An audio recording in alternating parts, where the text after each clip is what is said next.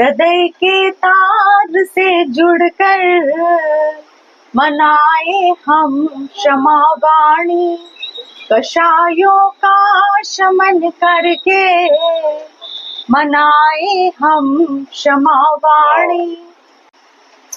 नमस्कार अपूर्वा जी, बहुत बहुत स्वागत है वक्त तथा साथियों के साथ आपका। और क्योंकि जैन है और पर्युषण पर्व चल रहे हैं, तो हमारे दर्शकों को बताएंगे ये पर्युषण पर्व क्या है और क्या महत्व है इनका। सबसे पहले तो आप सभी को जय जिनेंद्र और सभी को पर्युषण पर्व की हार्दिक शुभकामनाएं। पर्युषण पर्व है जो कि जैनों का सबसे बड़ा पर्व माना जाता है और पर्युषण पर्व पूरे वर्ष में एक बार आता है और भाद्र के महीने में पर्युषण पर्व को मनाया जाता है। पर्युषण पर्व में पर्युषण पर्व हमारी आत्मा को पवित्र करने के लिए मनाया जाता है और पर्युषण पर्व में 10 दिनों का हमारे दिगंबर संप्रदाय के अनुसार पर्युषण पर्व 10 दिन का होता है, जिसमें फर्स्ट दिन उत्तम क्षमा, फिर उत्तम मार्दव, उत्तम आर्जव, उत्तम शौच, उत्तम सत्य, उत्तम संयम, उत्तम तप, उत्तम त्याग, उत्तम अकिंचन और उत्तम ब्रह्मचर्य। इस प्रकार से 10 दिन का यह हमारा त्योहार होता है, जिसमें हम प्रत्येक दिन उत्तम क्षमा के दिन, जैसे कि क्षमा वीर का आभूषण है और हमें सभी को क्षमा करना चाहिए। सेकंड दिन दूसरे दिन उत्तम मार्दव, यानी कि हमें मान नहीं करना चाहिए, घमंड नहीं करना चाहिए। उत्तम आर्जव उस दिन हमें उत्तम आर्जव हमें सिखाता है कि हमें मायाचारी नहीं करनी चाहिए। उत्तम शौच जो कि हमें बताता है कि पवित्रता को महत्व दिया गया है। उत्तम सत्य, हमें सत्य बोलना चाहिए। उत्तम संयम, प्रत्येक प्राणी को संयम मार्ग पर चलना चाहिए। उत्तम तप, हमें तप करना चाहिए, तपस्या करनी चाहिए, क्योंकि तपस्या और त्याग करने से ही हमारे शरीर में चमक आती है, हमारी आत्मा पवित्र होती है। उत्तम तप, उत्तम त्याग, उत्तम आकिंचन। आकिंचन जो सांसारिक वस्तुएं उससे आसक्ति पैदा करना। और उत्तम ब्रह्मचर्य हमें ब्रह्मचर्य से रहना। यही 10 दिन है जो हमें सिखाता है कि प्रत्येक प्राणी को कैसे रहना चाहिए।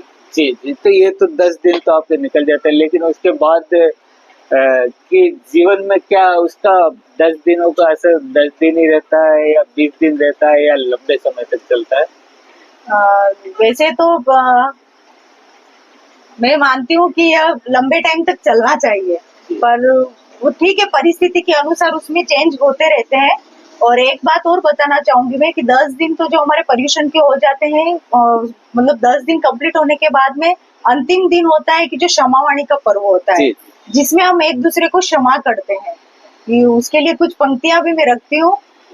हृदय के तार से जुड़कर मनाए हम क्षमा वाणी, कषायों का शमन करके मनाए हम क्षमा वाणी।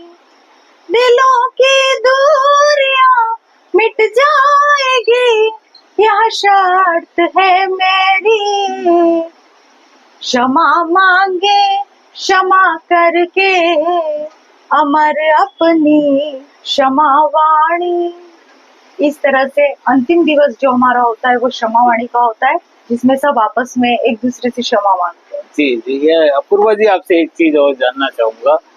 मैंने देखा है जैन दर्शन को जो लोग समझ जाते हैं, फिर वो चाहे करोड़पति हो या अच्छी से अच्छी डिग्री, जिसके पास PhD की डिग्री हो, लेकिन वो संसार को छोड़ के तप की राह की ओर निकल जाता है। तो क्या इसका यही है कि अगर हम देखें कि मैक्सिमम जो पढ़े लिखे एजुकेटेड लोग हैं वो ही संयम के मार्ग पर अधिक चलते हैं। इसका हमें बहुत एग्जाम्पल मिलेंगे और इसका कारण ये है कि हमें ऐसे गुरु का सानिध्य प्राप्त हो जाता है कि जिससे हम ये सब मोह माया सारी चीजें हमें मोह माया लगती है, तो बस वो गुरु का सानिध्य हमें प्राप्त होता है कि हमें संसार से वैराग्य हो जाता है। और जितने एजुकेटेड पर्सन है तो वो ही संयम के मार्ग पर ज्यादा जुट जाते हैं और अपनी आत्मा को पवित्र करने के लिए लग जाते हैं। इसे यही निवेदन करूंगी कि पर्युषण पर्व में जो 10 दिन हमें सिखाते हैं वो सभी को मानना चाहिए, क्योंकि इसमें मतलब 10 दिन जो हमें सिखा रहे हैं वो सभी जीव के कल्याण के लिए, और जीव के कल्याण के साथ साथ ही अगर हम इस मार्ग पर चलेंगे तो इसी से ही हमारा देश भी अग्रसर होगा और मतलब सभी के लिए अच्छा होगा और हमारी आत्मा जी पवित्र जी, होगी। तभी भगवान महावीर ने अपना संदेश दिया था, जियो जियो और और जीने दो। जीने। तो सभी दर्शकों से यही अपील है, खुद भी जियो और दूसरों को भी जीने दो। धन्यवाद। जय जिनेन्द्र। जय जिनेन्द्र।